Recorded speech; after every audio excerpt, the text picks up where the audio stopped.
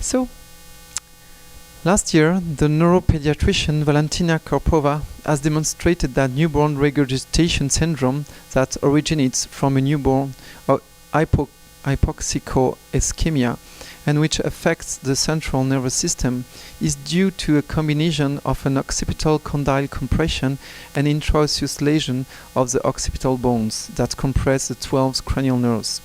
This kind of regurgitation persists more than a year after the birth and could become a chronic pathology of the digestive system if not treated by a manual decompression of the condyle in the occiput. On a study of Dr. Viola Freiman on 1250 children has revealed that 10% of newborn present a visible cranial traumatism and 78% of them present a palpable membranous articular compaction. So 9 babies out on 10 present a typical birth compression that induce postnatal issues such as regurgitation, difficulty to breastfeed, brachycephaly, congenital torticollis, colitis, and predispositions to scoliosis and behavior and learning trouble. All these issues could be detected and treated by manual decompression and be minimized. A Vietnamese study at the hospital of Phu San Tu Du conclude that an excessive impaction of the cranial base is linked to cardiopneumoenteric pathology, so vital organ.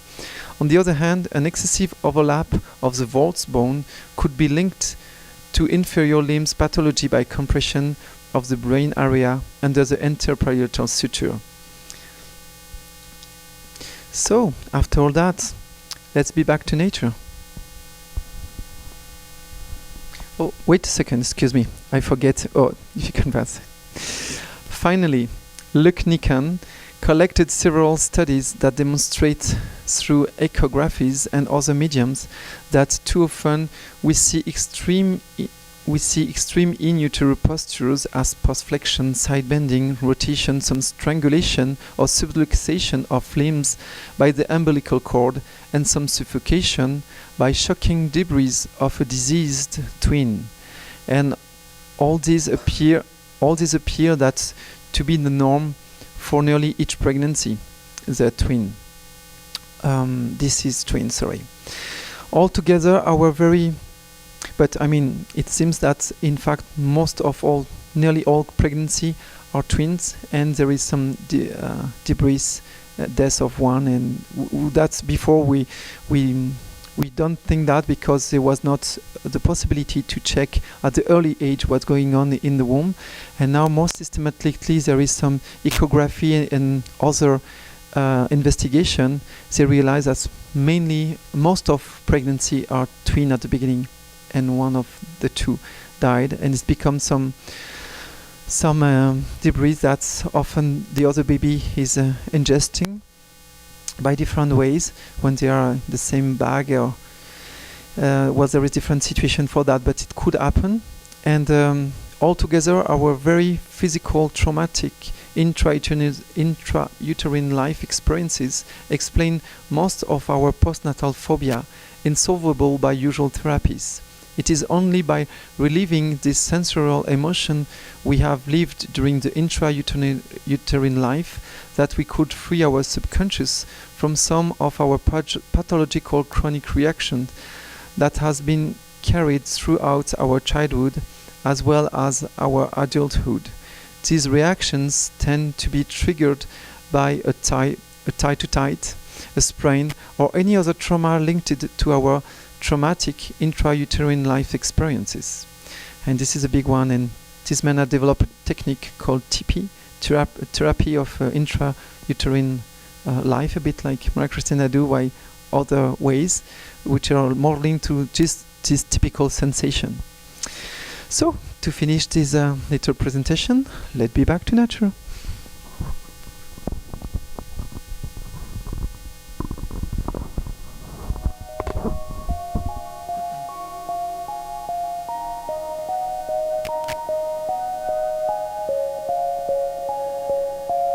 I think we're in the midst of the largest experiment in human history. We're going to look back on this time period and say, I can't believe we did that to our children. We essentially are jeopardizing the immune integrity across humans, and we're wiring children for medical intervention from birth. We're making a feature-length documentary looking at today's medicalised approach to childbirth, but seeing it in a whole new way, through the lens of a microscope. Scientists in the emerging fields of the microbiome and epigenetics are starting to warn that routine use of intervention in childbirth could have a devastating impact on the immune systems of our children. Interventions like use of synthetic oxytocin, antibiotics, C-section or formula feeding could significantly raise the risk of our children developing serious disease later in life. These scientific discoveries are tied into an event that could be described as global warming for the species, because we're facing a worldwide disaster predicted to happen by the year 2030 that could have catastrophic consequences for the whole of mankind. Which is why we're launching this campaign now, and why we need your help to get this film finished and seen around the world before it's too late. The potential is there to have an impact at a civilizational level. If we don't take the bigger perspective and fund research that asks the smart questions, the big questions, the developmental questions, intergenerational questions, epigenetic questions, how do we know that we're not altering the course of humanity? Last summer, when we started filming scientists in the UK, Canada and the United States, we uncovered a connection between the routine use of intervention in childbirth and the rise of non-communicable disease. The World Health Organization has declared that non-communicable diseases are already at epidemic proportions all around the world, and they're rising fast. They're the world's #1 killer and include heart disease, asthma, respiratory diseases, diabetes, autoimmune diseases, some cancers and mental disorders.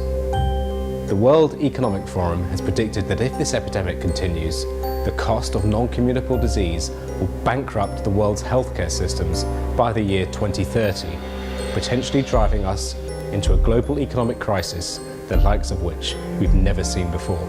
We're at a choice point, and we know that we can't afford the burden of chronic diseases on the path that we're presently on.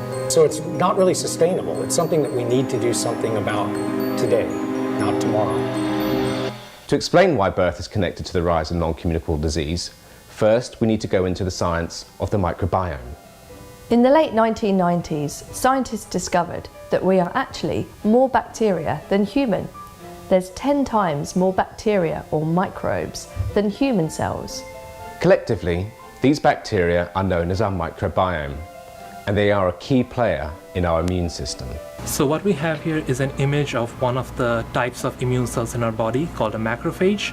We study the mechanisms of exactly how other cells in the body are told, hey, we have an infection, come help us out.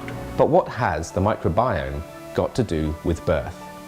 Scientists have discovered that the baby's microbiome isn't properly seeded until the actual moment of birth. It starts with vaginal delivery, whenever that's possible, because that's when the newborn receives the first microbial delivery, and that comes from the mother. There are other opportunities during skin-to-skin contact with the mother as well. But then the second step that's exceedingly important is the opportunity for prolonged breastfeeding. If the baby's microbiome is seeded correctly at birth with the mother's own bacteria from vaginal birth, immediate skin-to-skin contact and breastfeeding, then it will kickstart that baby's immune system, helping protect that baby for its entire lifetime. But what happens if you interfere with or bypass completely the natural processes of childbirth?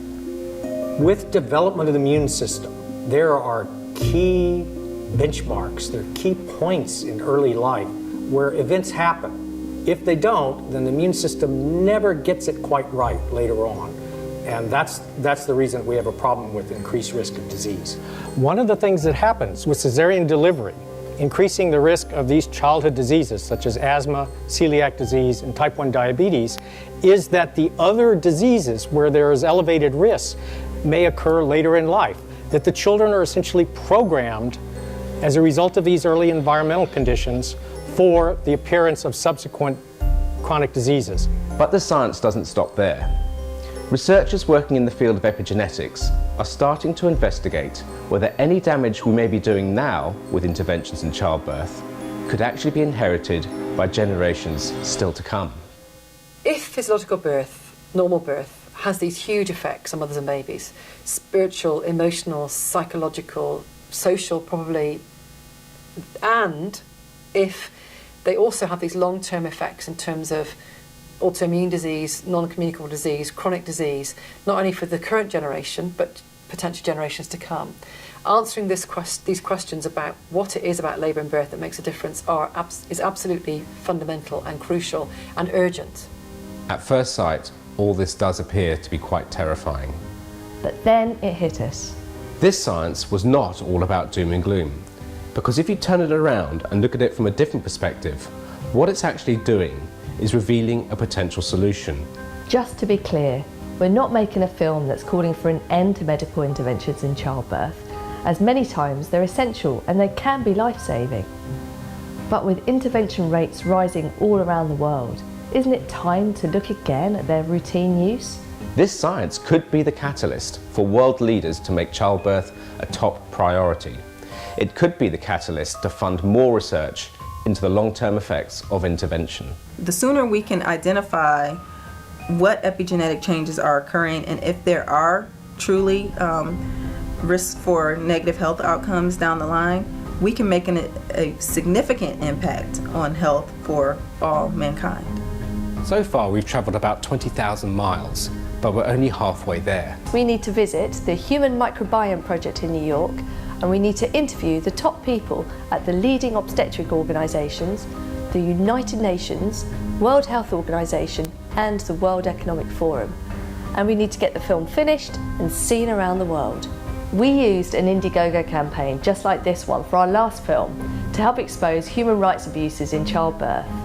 Over 1,000 people in 50 countries signed up to hold premiere screenings of Freedom from Birth, with a combined audience of over 100,000 seeing the film on one day.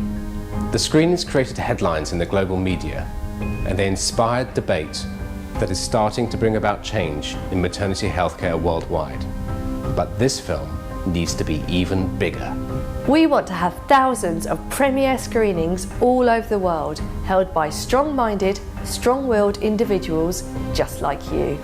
We want to have screenings in every country, in every community. And we want to have screenings at the United Nations, the White House, Downing Street, and in every seat of government worldwide. If we can do this, we can grab the attention of the world's media. We can grab the attention of global healthcare systems. And we can grab the attention of our prime ministers and our presidents. Childbirth has become a multi-billion-dollar business, which means that we have become consumers of this business. And as consumers, we have rights and we have a voice. And with thousands of screenings happening right around the world, we will have a powerful collective voice that will help bring about change. If you want to be part of this, if you want to help us, then please consider contributing to this Indiegogo campaign. And if you want to hold a premiere screening, then you can secure one now by selecting a premiere perk on the Indiegogo campaign website. We believe that this is a moment in history. But the choice of what happens next belongs to all of us.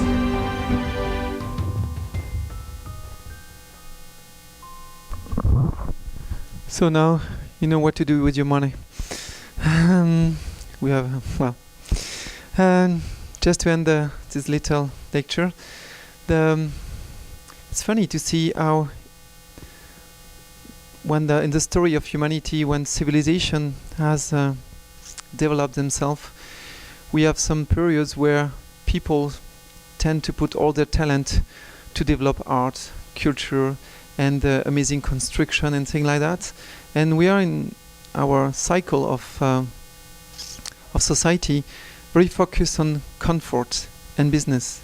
And it's crazy to realize that this focus on comfort, leisure and business has let us be in this situation of harming so much the earth through all what we have done with the seeds, now harming our own seeds, which are our children.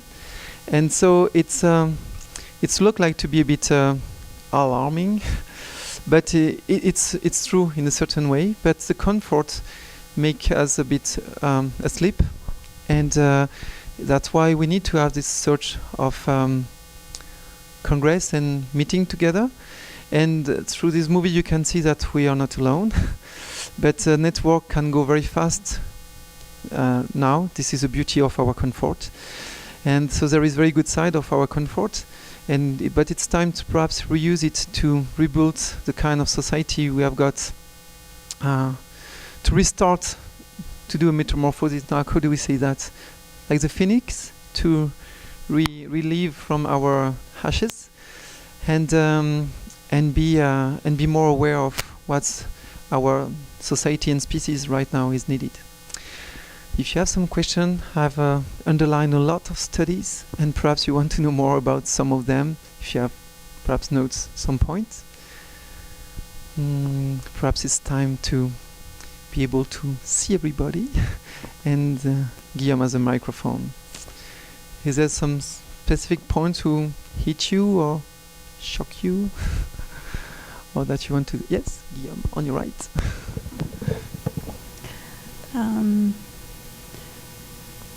Do you have more information about the 7 year of age range and that kind of what would you call it? Yes, the first pattern, definitive tooth. the 7 year pattern.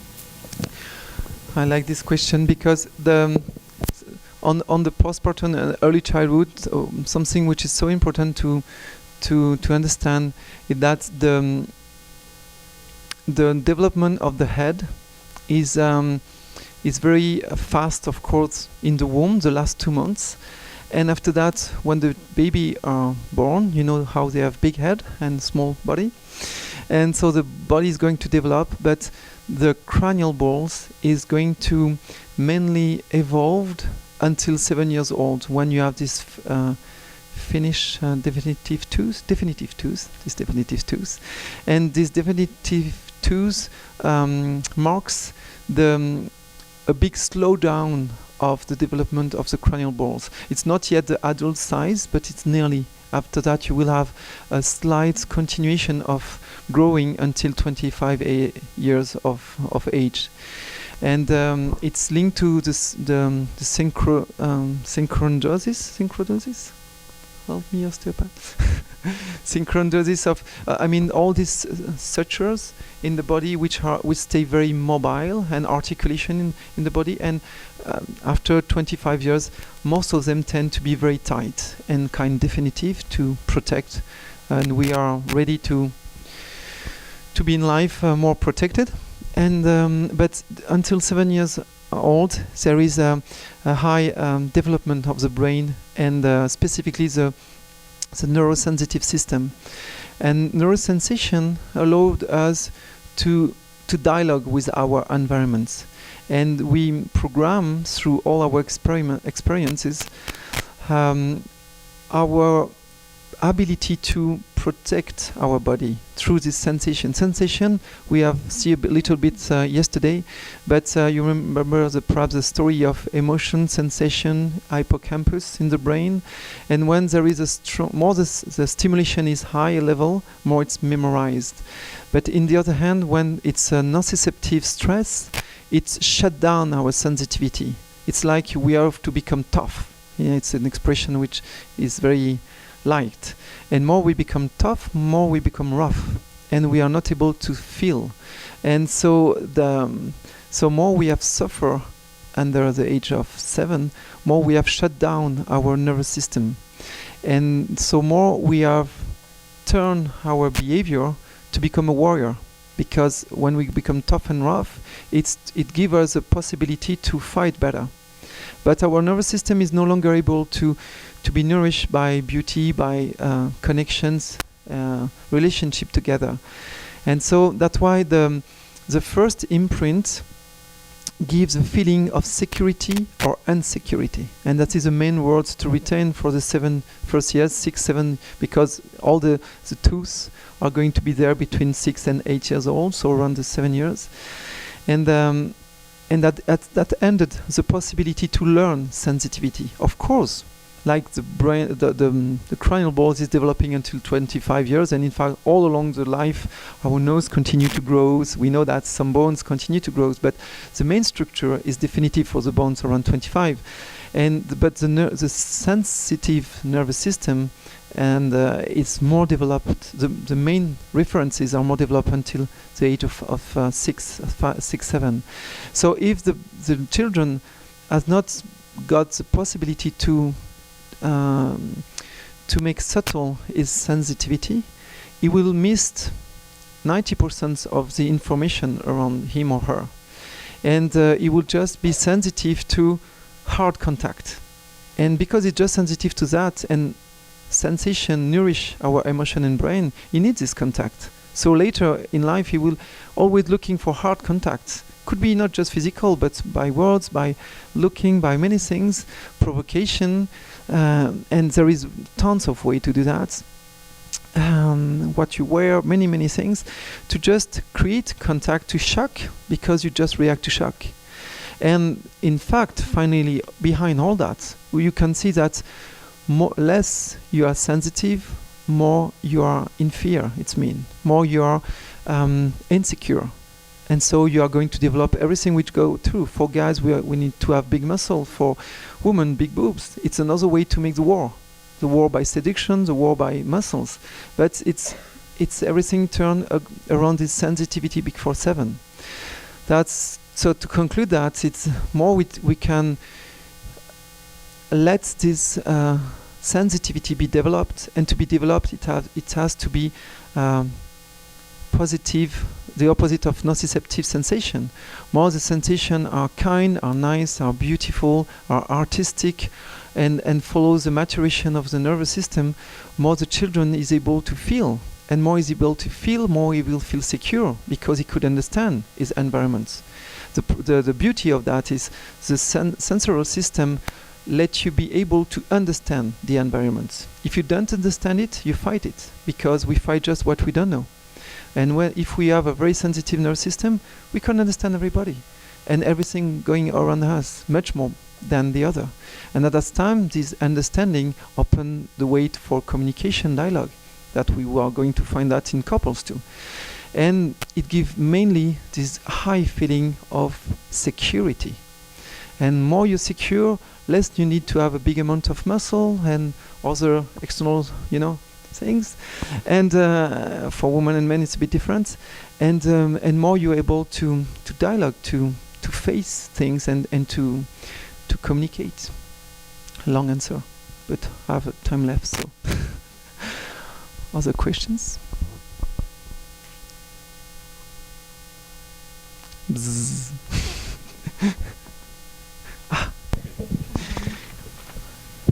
We have paid her for question.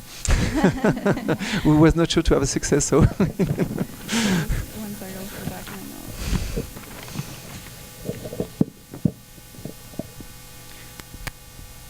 notes. Do you have any advice as to breastfeeding in correlation to extended breastfeeding? And First of all, for breastfeeding, and there is a specialist in Cranbrook which is not there, but most of midwives know it. There is probably some doula here, other professional, but you know that it's not so natural than what we thought it should be. Most of women think, it will be natural. I put the baby and he will find the nipple and everything will go well. And there is some really posture who facilitates the breastfeeding. So that's one point that it's important to understand and share with other women, because they usually take too much time to breastfeed properly. And during that time, sometimes a bonding, a link, and a lot of stuff doesn't develop properly and has consequences. So, first thing for that. For the long term, as I have been quite shy on this subject when I mentioned them, but the fact that we know that the breast start after 9 months naturally. Main of the vitamins, main of what is really nourishing fall down, and it's take at around 3 months to really be very few level. So the milk has a very few level of nutrition. So the continuation of breastfeed after that is mainly for another reason, which is much more emotional, the bonding with the children. But in meantime, as nature do things for reasons, it's usually breastfeeds. The quality of the milk diminished when the baby is more able to walk and take it autonomy from the mother. So it's like, okay, you like slack the cord if you want, and if you push the breastfeeding more after 1 year or 2 years, 3 years, like we see it's very in wave right now, because when it's a bit the other opposite. After stopping breastfeeding for years and decades, now we push to over breastfeed, but there is a very perverse effect on that. We diminish the quality of all the sensation. We talk about sensation that the children needs, and through the food, through to be able to, it's open the way for the children to know his environment, and breastfeeding reinforce this intimate bonding and diminish they're linked with the father with many things. It seems to be nothing, but it creates an inhibition of his curiosity and expansion. So it's not bad, and it's completely depends. There is a lot of situation where we really highly recommend that the mother continue to breastfeed 3 years if they need it. If they have no husband or in a situation very difficult, it's better to keep this bonding the longer they can. But when the situation are not like that, it's perhaps better to be aware that, it's no longer for the food, it's for other. And it's not the same thing than to push. And mainly what I've saw in all my career which is I'm specialized more on pregnant women and babies, it's most of the time ask, did the baby bite you? And I realized that nearly all the children around 1 year old bite their mother. And before they rarely done it, but they start to do, and it's a sign. It's like the only way they have to say, "Mommy is enough." But it's so nice for them, and they're so used to what they know that it's easy to oblige them to continue doing that. And after that, they enter in some kind of circle, which is not so easy to release. So it's not so big, but it has some effect. So the advice will be that to breastfeed ideally at least 9 months, because it's what nature provides, and we know how for the immunitary system and the development and for the baby and for emotion too, it's so good. And secondly, after that, if you could start do this, in French it's sevrage, I don't know in English, but wean. So to make the weaning, probably I put, because I've been translate, thanks to all my translator,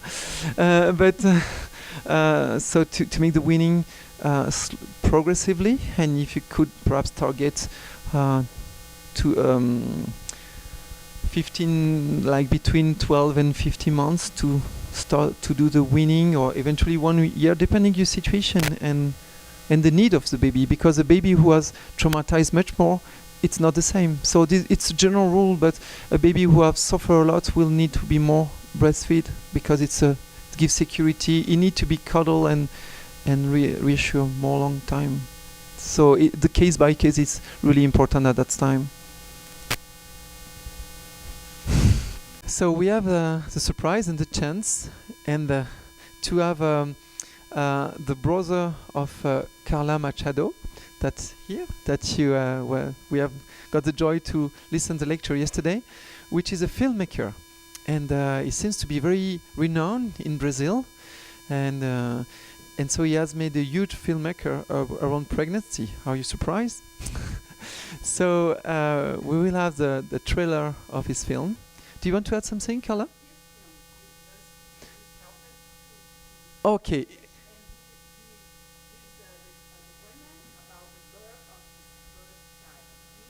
Okay, so he is involved in this film. So he's involved.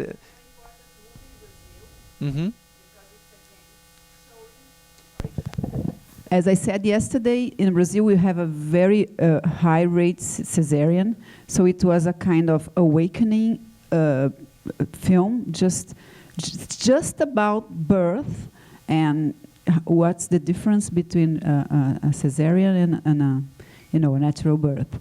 And people went to see this movie. This movie went to the movies, like you can just buy your ticket and go there, and the theaters, movie theaters. Thank you, Leonor.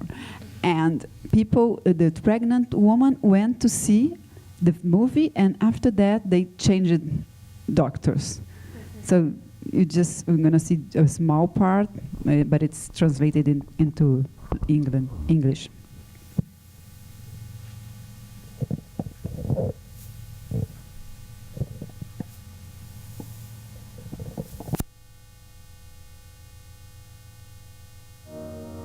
Until recently, love was a topic for poets, for philosophers, for novelists. But today, love is also studied by scientists.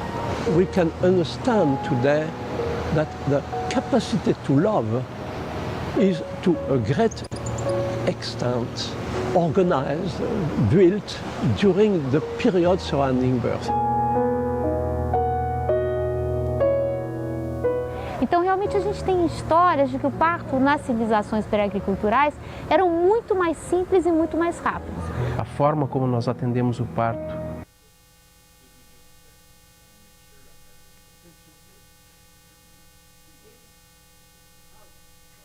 nas sociedades contemporâneas industrializadas é um evento muito novo se nós levarmos em consideração o tempo em que nós estamos na face da Terra. Hoje em dia, o parto no Brasil passou a ser um ato cirúrgico, ao invés de ser um evento fisiológico. Esse modelo que nós criamos, centrado na figura do médico, na patologia, centrado nos hospitais, é um modelo que deu o que tinha que dar. O mundo hoje está predisposto a botar você dentro de uma sala para fazer uma cesariana. Isso eu já entendi que é fato.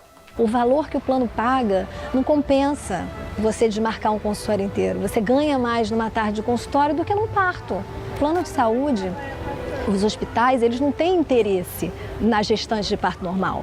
Nós já atingimos no Brasil quase 50% das mulheres tendo seus filhos através de uma grande cirurgia abdominal. Pior, determinados segmentos da população brasileira, como a classe média, tem por volta de 85% a 90% de chance de ter seus filhos através de uma cesariana. Isso é fundamentalmente uma tragédia.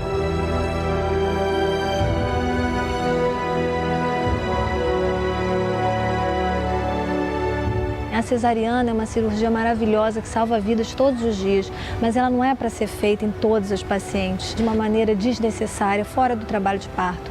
O trabalho de parto, de fato, é fundamental para o nascimento. E se a gente for comparar a segurança, que é uma coisa que evidentemente as mães procuram, é muito mais seguro. Como se fosse fazer a coisa artesanalmente, né? Você não pega a sua mulher e joga entra com ela num esquema que é tipo uma produção em série de parto, onde teu filho vai nascer no dia que tá para encaixar na agenda ali. Eu quero saber o seguinte, nós combinamos com o bebê que ele vai nascer sexta-feira, 4 da tarde? E se combinamos, ele respondeu para a gente que ele tem condição de nascer? Essa combinação é impossível de haver. Essa combinação não existe.